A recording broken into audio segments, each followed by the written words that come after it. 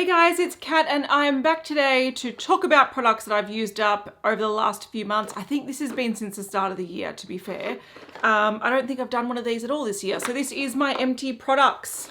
I have been doing sort of little empty reviews of travel size products and sachet products in my project pan, sort of mini travel size skincare items.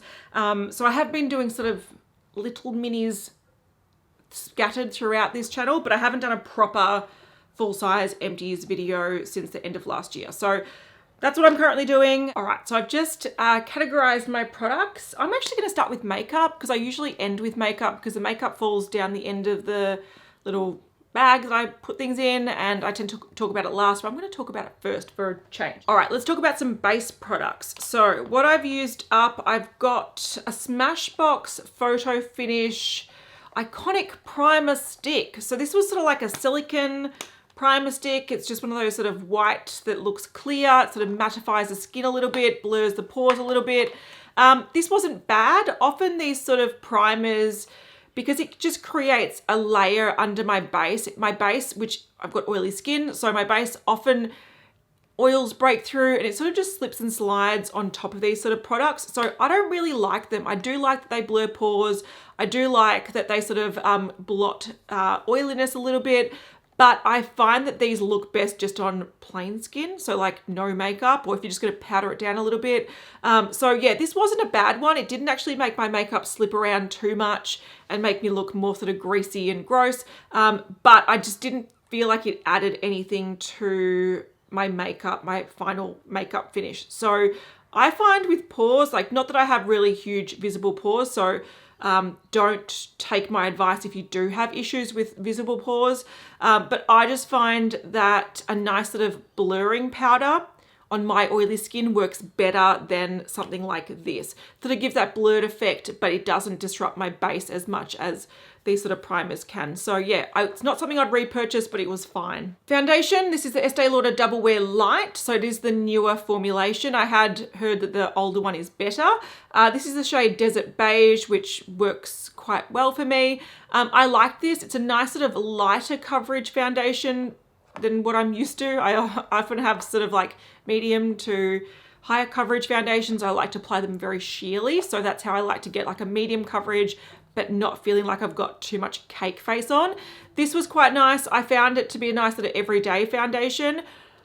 The only thing that's stopping me from like repurchasing something like this is I actually think the Revlon Candid foundation that I'm currently using gives a similar effect but lasts longer and is sort of easier to apply and much cheaper. So I like this, but it's not a game changer for me. I feel like you can get things possibly slightly better for less money. So I liked it, I enjoyed it, but at this point in time, I won't repurchase it. Something that I realized I finished up today. I finished both of these today, sort of.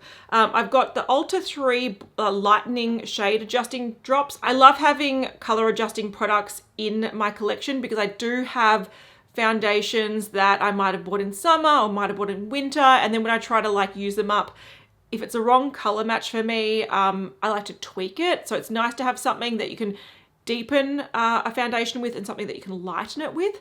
Now, today I'm wearing a La Roche-Posay Effaclar tinted product. I found it in my cupboard.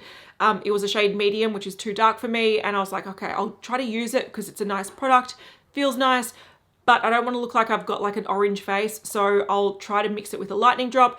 I literally put one drop of this and then I realized I'm either done or it's like thickened up that I can't get it out with a dropper.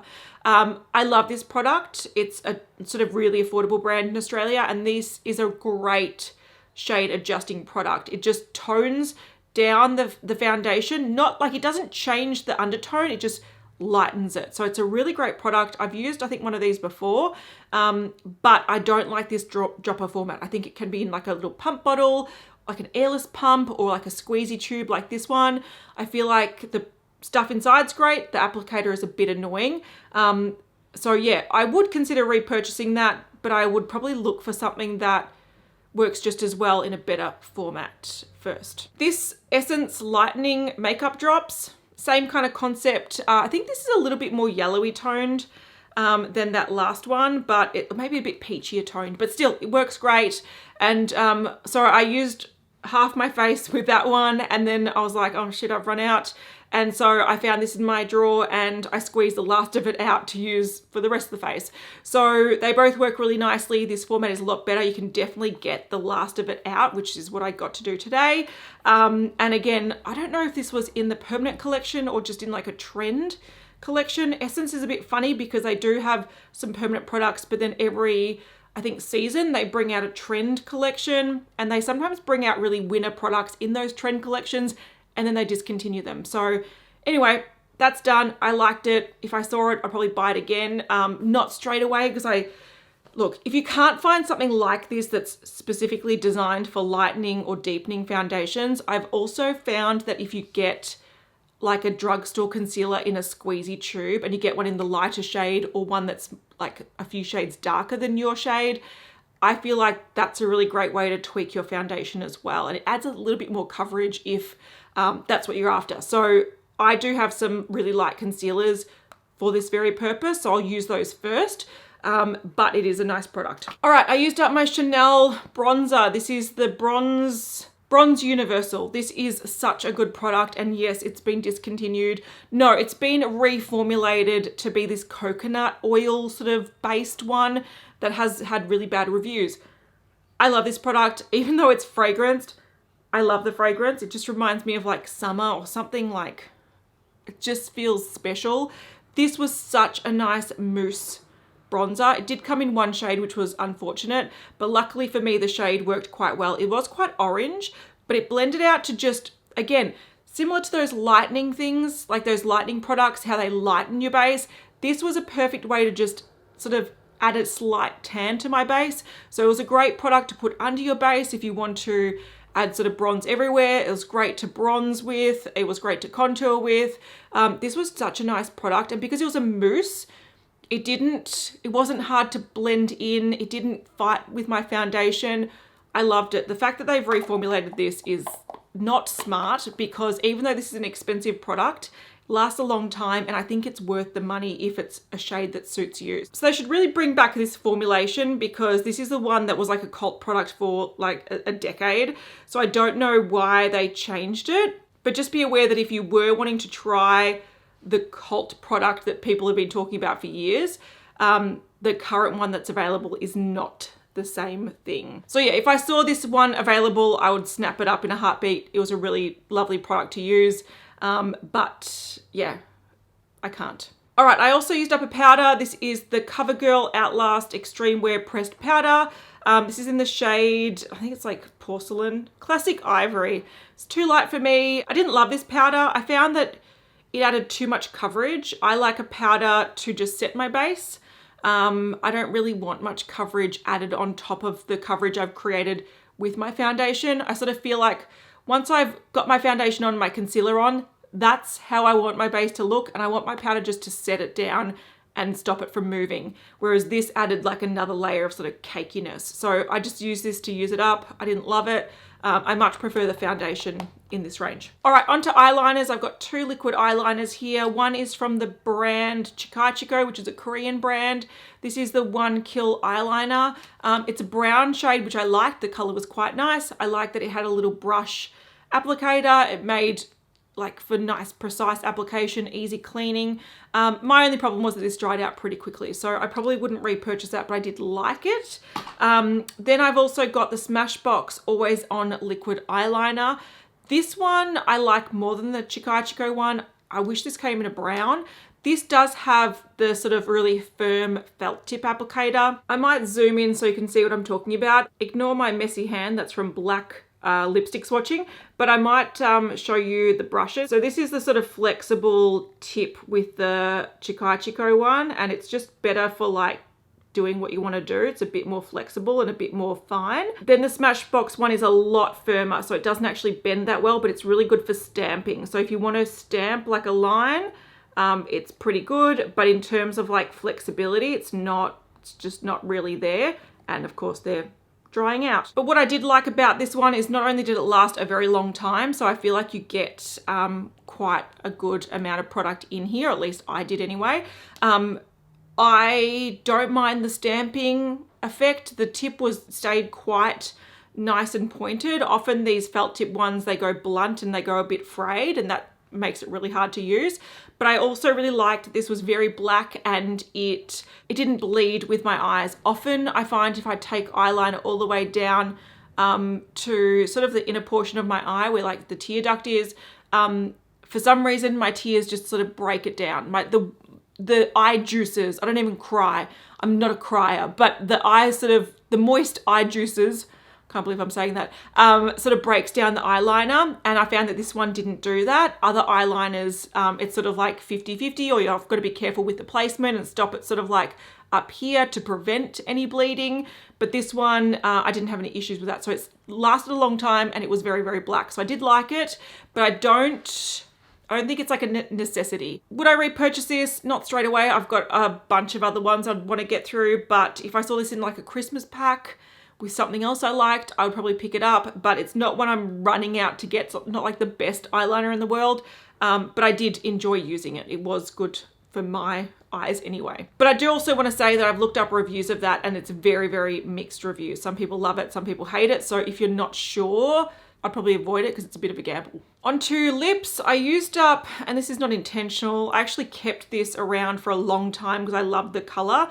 This is a lip liner from Kylie Cosmetics, old school Kylie Cosmetics. I think it's in the shade Dolce K. So it's a really old school one, but I went to use it the other day or went to swatch it and it had broken. So I mainly wanted, it's actually the same color as my nail polish. I actually wanted to keep this just because I love this color. It's like my perfect lip liner color. Is this still usable? Oh, it is. I might actually still hold on to it so I can still swatch it. I don't think this color's available anymore, but I sort of kept this little nub because I wanted to dupe it and find something that's like a perfect dupe for it. So even though I'm done and I would repurchase this, I actually went to repurchase this and it just wasn't available. So I would repurchase this, but I'm going to keep this little nub so I can try to dupe it. I also used up a Lanege lip sleeping mask in vanilla. Now these take me about a year to use up. I don't know if it's been an exact year since I started using this one. Sometimes my toddler has been opening this and tried to use it, so I think it's gone a little bit faster than normal. I have talked about this time and time on my channel because I've used up a few of these and I've talked about it, I think, in a hyped products or hyped brand video. Lanege lip sleeping mask, I don't think it's like the most amazing lip treatment in the world. It does just, on my lips anyway, it just feels like a lip balm, like a standard lip balm. But what is good about it is that you buy it. Yes, it's not cheap. It's like 20 something bucks. But to me, if I use it every night before bed, it lasts me a whole year, which is a long time. So 20 something bucks for a year, I think that's pretty good value. Also, I can tell you from having after having a kid and having to get up like multiple times during the night, this does last a long time throughout the night. I think this wears off on me probably around like the 6 a.m. mark. So when I wake up, I'm like, it's not on anymore, it's gone. But it has been on the majority of the night and it stopped my lips feeling dry in the morning. So I think it does work well as an overnight lip balm, but I don't think it's like an amazing lip treatment that does anything spectacular. I just think it keeps your lips moisturized overnight. So I do like it. I think they need to up the scents. I feel like their fragrances are just a little bit tacky. This is the vanilla one, and to me, vanilla can be really delicious and really like mouth-watering. This is like powder vanilla. It's like vanilla baby powder. It's just not a very enticing vanilla, and that's what I've sort of discovered with their past things. I've used an apple one, I think it was, that was just like okay. I've used the berry one, which I don't like. It's sort of like bubblegum-ish. The next one I have, and I think it's the only one I have left, is the grapefruit. I think that one's going to be the one I like the most, but I really feel like they need to just refresh their scents to make them a little bit more delicious because they all just seem a little bit flat and boring. So yeah, would I repurchase this vanilla one? Probably not. But I do have a backup because I do like the product and it does last a long time. Not only overnight on your lips, but also the tub lasts a good year. So I do think it's good value for money. All right, on to skincare and then we'll go on to body care and hair care. Let's talk about some Bioderma. So here I have The Micellar water, this is the hydration one. So it's like Hydrabio H2O. I really like this hydrating one. I think it's sort of on par with the original for me, whether it's this one or the pink cap one, I don't mind. I think they're both really nice. Yeah, I dig it. I've got, I think, the one with the pink cap in my bathroom at the moment. So this is a product that I keep in my bathroom all the time because I use it as my morning cleanse. It's really easy just to get, I sort of get reusable cotton rounds or bamboo fiber rounds, and I put it on this, wipe my face in the morning, and that's my morning cleanse. Really fast, really easy. It doesn't irritate my skin. It doesn't contain nasty ingredients that I have to wash off. It's just so simple and easy. So yeah, I keep repurchasing those. When it comes to this cleansing milk, I didn't love this. This is a product that you can use to cleanse your skin, obviously. Like you can put it on and wash it off, or you can also put it on like a cotton round and wipe it on. I just think I didn't like it. It was like a very, very thin body lotion.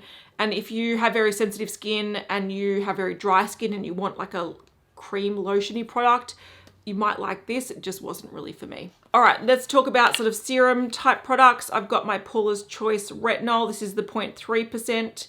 I talked about this more in my Paula's Choice video that I did recently. I love their retinol, but I love the 1%. The 0.3% was just a little bit too weak for me. I really didn't see it do anything. But it might, if you're new to retinols and your skin's not used to retinol, you might want to start with something like this. But I preferred the one in the black tube that has the oil base. I thought that was a nicer, lower percentage retinol. This one just didn't really do anything, but the 1% I love. I thought that was great. The Ordinary, this is just the rosehip oil. So the 100% organic cold pressed rosehip seed oil. I think it's a nice rosehip oil. It's quite affordable. I have repurchased, do I have another one of these? No. I thought I've got a backup of this. I don't, but once I've used up all my oils, this is a really nice affordable one. It's not my favorite rosehip oil. Like I feel like there's another brand out there that's a bit more expensive, but I see better results from. But for the price, this is a really nice one, and I've repurchased it many times. All right, this is the Drunk Elephant C Tango Multivitamin Eye Cream. I didn't actually use this on my eyes.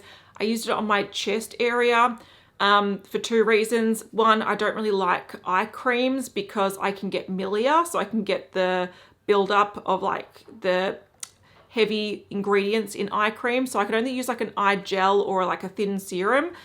So I didn't want to use this. Also, vitamin C, I've learned, really flares up my sort of rosacea, irritated skin. So vitamin C is something that I've sort of been phasing out of my skincare routine. So when I saw this, also third, let's just add this to the list.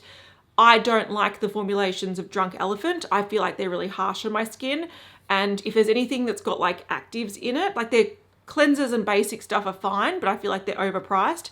If it's got like actives in it, I feel like it's really strong on my skin. And even though I might have had the same ingredient in the same concentration in another product, I just feel like these formulations irritate my skin. So I use this on my body just to use it up, so I would not repurchase that. Also, it was annoying on my body because it would peel. Like I'd put it on my chest area and then throughout the day, like I'd touch my skin, it's got little balls of product. So I didn't like it anywhere, to be fair. Last serum is by Dermalogica. This is a Smart Response Serum. This is an interesting product. They say that it responds to skin's changing needs. So it's the next generation smart serum that delivers what your skin needs when it needs it. It's supposed to react to skin's needs to hydrate, brighten, soothe, and address fine lines and wrinkles. I don't know how it does that, but all I know is that this bottle went really quickly, and I don't think I was using it enough to see any adapting or any like great results. I feel like I use this up very quickly. So I don't have much to say about it except for that it's very expensive. So I wish I could sing its praises, but I've tried other products from Dermalogica that I like more than this. Yeah, cool concept, really interesting concept. I just don't know why I used it up so fast. Two sort of moisturizing products that are completely different. So I've got one that is the Charlotte's Magic Cream from Charlotte Tilbury. It's got a limited edition lid. This is like a cult product. I've heard so many things about it, and it's not bad. It's just very, very thick for me. And it's very, I don't know, how do I describe it? A little bit dated. This reminds me of something that like your mum would swear by, like she started using it in like the 80s or something, and it was a miracle cream and she still uses it. This just feels a little bit dated, and I just found like it was a nice thick moisturizer. It was good in the cooler months because I tend to like more thicker moisturizers in the cooler months, but I didn't see any magic that was supposed to come with it. So yeah, it's an expensive product. It is a really hyped product, and to me, it was just a moisturizer.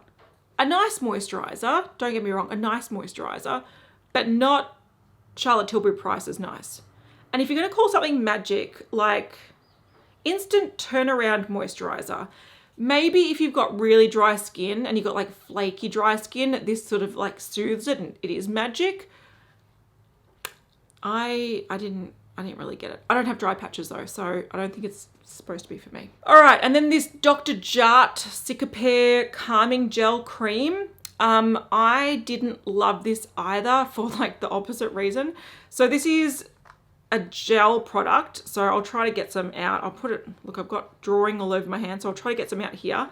It is green, which doesn't mean anything. It doesn't add any color. I think it's just to represent this sort of calming range, this Cicapair range. You can probably tell that this is very, very wet. So this is gonna slide down my hand soon enough because this gel is almost like just solidified water. So when you actually do apply it, it is so watery that it's too light. I do have oily skin, so I do like something that isn't too oily and greasy. Doesn't leave my skin feeling like suffocated greasy, but that was too thin and too watery. So I couldn't use it at night because it was too thin. I found that after I had my shower and I double cleansed and I got rid of my makeup and did all that kind of stuff, put my serum on, then I'd put that on, I'd still feel like my skin was like needing more moisture. So it wasn't enough at night. And then during the day, I found that it was so annoying to apply because you apply it, your face would be wet. And then you have to like walk around and do some tasks or something until your face dries so you can then put your sunscreen over the top. So to me, it was just too wet.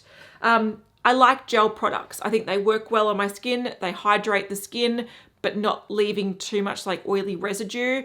But this was just too watery. I like a gel that has a little bit of substance and sort of feels a little bit like a cream, like a gel cream hybrid. This was just too watery for me, so I didn't like it. All right, let's quickly get through some body products. I've got two products from Lanege. I've got a hand cream and a foot cream. I like them both. I just found like I went through them really, really quickly. I did buy them on sale, which is good. I do have some more hand creams stashed away. I think I've got the rose one and also like this honey milk one, which I like much more than this one. This is the coconut one. I don't like coconut, but I thought I want to try it. It's Cocoa Nutter, which made it sound like it could be nice. It is very coconutty. I'm a little bit torn about this hand cream. I did like it. It was very nourishing. It was quite thick because it's got the lanolin in it. It did leave your hands a little bit greasy for a little while, so it's bad to use when you're driving. But otherwise, it was really creamy. It made your hands feel really, really nice and smooth. I just found like I went through this tube really, really quickly. So it's a nice handbag size. But I think if I was to use this on a daily basis, I'd go through like one every 2 weeks. I just feel like if I use this on a daily basis, I would go through a tube in like 2 weeks. So I like the formula. I just think for the price and the amount you get, it's a little bit much. But if you found it on sale, like a good sale, I would probably pick up the honey milk one. That's really nice. I've got that open somewhere else in my house. That one I really like, and I haven't tried the rose one yet. So still got more of these coming in my empties in the future. I like the foot and leg balm. This was really nice. It was minty, so it was nice and refreshing. It was good in summer, so I find that I get really hot hands and feet when I go to bed. So this was really nice and sort of calming. But again, I feel like I use this really quickly. This tube, which is only 85 mils, if you use it every day on your like feet and maybe up your legs a little bit, I went through this so quickly. It was nice. I did enjoy it. It says apply a thick layer to legs and feet. Well, you're going to get like 4 uses out of it. Yeah, again, like the product. I think it's a bit pricey for how much you get, but I would repurchase it if I found it on sale because I thought it was a nice product. Lanege have really beautiful products. They're just a little bit pricey for what you get in my opinion. All right, I used a hand wash. This is by Glass House. It's the scent Casablanca, and it's Velvet Musk and Bergamot. It was just nice. I got it in a pack with a candle. The candle was lovely. This lasted forever, to be fair. I had this at my kitchen sink for probably a year. It's lasted a long time. So this 500ml hand wash, and we're going through a pandemic, so we wash our hands a lot. This lasted a long time, smelled nice. I wouldn't be opposed to buying another scent hand wash from Glass House, knowing how long they last. This was sort of like a sweet musky smell, which was okay, not my ultimate favorite. If they had a really beautiful sort of like zesty citrus one, I'd probably buy it in a heartbeat, because knowing that okay, these aren't cheap, but knowing how long they last, this would be nice in like our downstairs bathroom that, you know, people use when they're over. It's sort of fancy looking, but also really nice. So yeah, I wouldn't repurchase this, but I'd look into other scents. Two products I probably wouldn't repurchase too quickly. This is the Innisfree Green Tea Body Scrub from Innisfree, as I said. This was nice. I just feel like, I don't feel like they're scrubby enough. I find that I've been trying a lot of body scrubs and they're just not scrubby enough for me. And this was sort of like a body wash just with a few scrubby particles in it. So it wasn't as effective. It did smell nice. It was fine. It was fine. That's what I'd say. It's fine. And then this Ego QV Moisturizing Cleanser for extremely dry skin. I don't have extremely dry skin, so this is not suitable for me. This was a cream cleanser. It worked quite nicely. Again, it's just not really suited for me. I like to get rid of oils and grime. And for me, sort of moisturizing products, they don't wash off the oils as effectively as I'd like, but it was nice and gentle. I do like the QV range. Like, I like their cleansers and other products, but this one wasn't for me. All right, some hair products, and these are all tinted brown products. So we've got the Batiste Dry Shampoo in the Divine Dark shade. I really like this. My issue with Batiste is that most types leave white casts on my hair. Like, my hair is quite dark. So this dark brown one is really, really nice, refreshes your hair. I really like it. I have repurchased this. I've got one under my sink. I buy them when I see them on sale. And yeah, if you've got really dark hair and you haven't liked Batiste in the past, because it does leave a really strong white cast, try the tinted ones. They're a little bit more expensive, but they are good. All right, last hair products. These are from Davines. These are the tinted products, the shampoo and conditioner. It's the Alchemic shampoo for natural and colored hair in the shade Chocolate, and also the conditioner. These did not mess around. These are very brown, to the point that if you use them, sort of tint your hands a little bit. This looked like a beautiful dark chocolate mousse, like it was very dark. I like these. I found the products were a little bit rich for my hair type.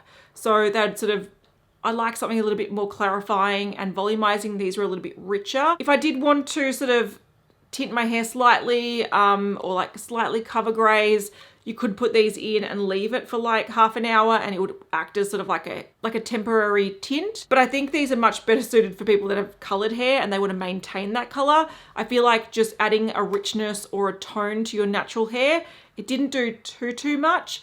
And I found like it was a little bit finicky to get the effect. It wasn't just like you shampoo your hair and condition and your hair's like refreshed and looking like nice and shiny brown.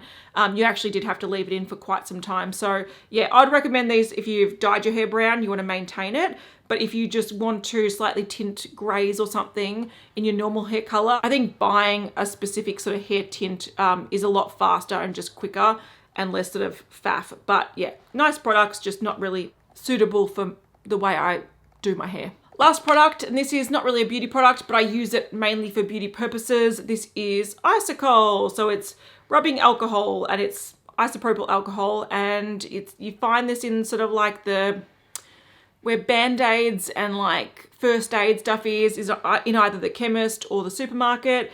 And I use this a lot for cleaning makeup, or if I need to repress something. So if, for example, I'm panning a bronzer or a powder and I've just got that ring and I want to break it up and press it into the middle, I use this product, mix a little bit into it, press it with a paper towel and let it dry. You're all good. So it can repair makeup.